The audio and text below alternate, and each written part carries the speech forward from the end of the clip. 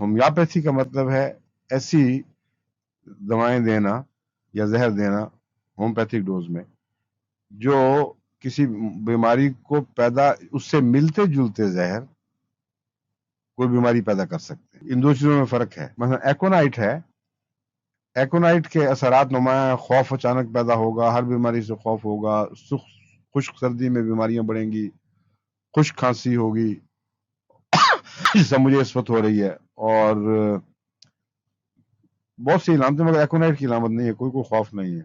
ये देखने के बाद ये नतीजा निकालना कि इस मरीज ने एकोनाइट खाया होगा, ये बेवकूफ़ी है।